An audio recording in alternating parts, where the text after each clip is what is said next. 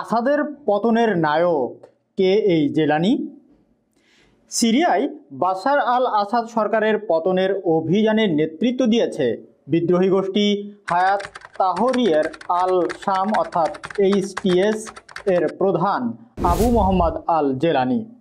রবিবার এইচটিএস এর এক বিবৃতিতে সিরিয়ার বাশার আল আসাদ সরকারের পতনের ঘোষণা দেয়।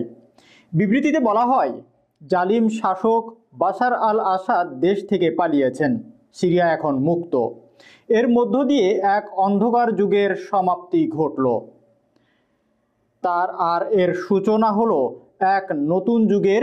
আর বাশার আল আসাদের দেশ থেকে পালানো তার টানা 2 যুগের সরকারের পতনের পরিপ্রেক্ষিতে এইচটিসি এর প্রধান জেলানিকে নিয়ে মানুষের মধ্যে ব্যাপক আগ্রহ তৈরি হয়েছে। পর্যবেক্ষকদের মতে বাশার আল আসাদ এর বিরুদ্ধে লড়াইয়ে সবচেয়ে কার্যকর ভূমিকা পালন করেছে এইচটিএস এর এই প্রধান জেলানি। এইচটিএস এর ঘোষিত লক্ষ্যই ছিল বাশার আল আসাদের স্বৈরাচারী শাসন থেকে সিরিয়াকে মুক্ত করা।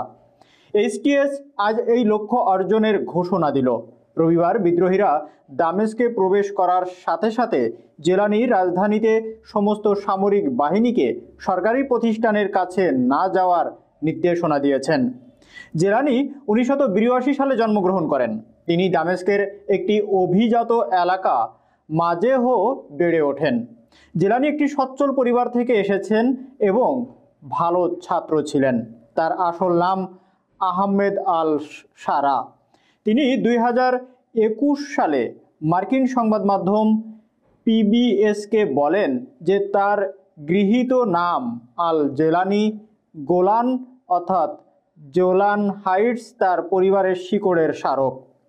তিনি জানান 1967 সালে এই অঞ্চলটি ইসরায়েল ও সংযুক্ত করে নেয় আর তার দাদাকে সেখান থেকে পালিয়ে যেতে বাধ্য করা হয়। দামেস্কে থাকাকালে জেলানি ঠিক কি করতেন তা জানা যায়নি। Middle East Eye news website জানায় 2001 সালের 9/11-এর পর জেলানি প্রথম জিহাদি চিন্তাধারার দিকে আকৃষ্ট হন। ইরাকে মার্কিন নেতৃত্বাধীন আগ্রাসনের পর তিনি যুদ্ধে অংশ নিতে সিরিয়া ত্যাগ করেন।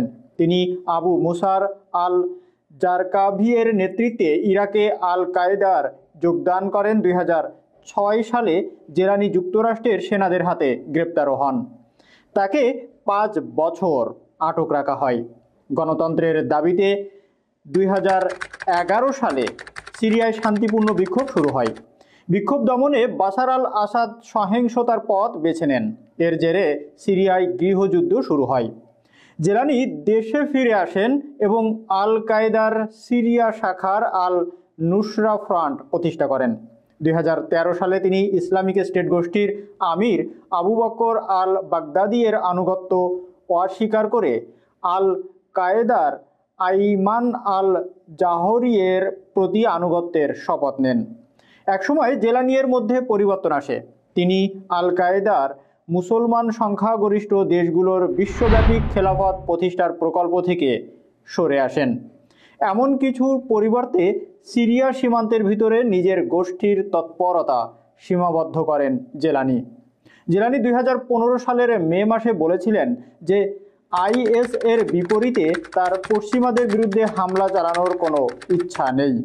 তিনি আরও ঘোষণা করেছিলেন যে আসাদ পরাজিত হলে সংখ্যালঘু আলাভিদের বিরুদ্ধে কোনো প্রতিশোধমূলক আক্রমণ হবে না। জেলানিয়ের এই পরিবর্তনকে গুরুত্বপূর্ণ বলেই মনে করেন বিশ্লেষকরা। তারা মনে করেন এর মধ্য দিয়ে জেলানিয়ের গোষ্ঠীটি বহুজাতিক বা আন্তঃদেশীয় গোষ্ঠীর বদলে একটি জাতীয় গোষ্ঠী হিসাবে আবির্ভূত হয়। 2016 সালের জুলাইয়ে বাশার সরকার আলেপ্পোর নিয়ন্ত্রণ নেয়। তখন বিদ্রোহী গোষ্ঠীগুলো ইদলিবের দিকে চলে যায়। সিরিয়ার এই অঞ্চল তখনও বিদ্রোহীদের দখলে। এবছর জেলানি প্রকাশ্যে আল কায়েদার সাথে সম্পর্ক ছেদ করার ঘোষণা দেন। পাশাপাশি আল নুসেইরা বিলুপ্ত করেন, গঠন করেন নতুন বহুজাতিক একটি সংগঠন ফাতাহ আল শাম। 2017 সালের শুরুর দিকে আলেপ্পো থেকে হাজার হাজার যোদ্ধা ইদলিবে পালিয়ে আসেন। এ সময় বিদ্রোহীদের ছোট ছোট অনেক গোষ্ঠী ও নিজের জাভাত ফাতেহ আল শাম নিয়ে এইচটিএস গঠন করেন জেলানি।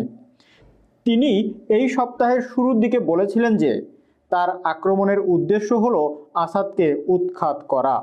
জেলানি এখন স্পটলাইটে রয়েছেন, আন্তর্জাতিক মিডিয়াকে সাক্ষাৎকার বিবৃতিও দিচ্ছেন। সারা বিশ্বের সিরিয়া ভবিষ্যৎ কি হতে পারে তার ইঙ্গিত পেতে তার বক্তব্য শোনার জন্য সারাক্ষণই মোবাইল ফোনের দিকে সতর্ক দৃষ্টিতে তাকিয়ে আছেন।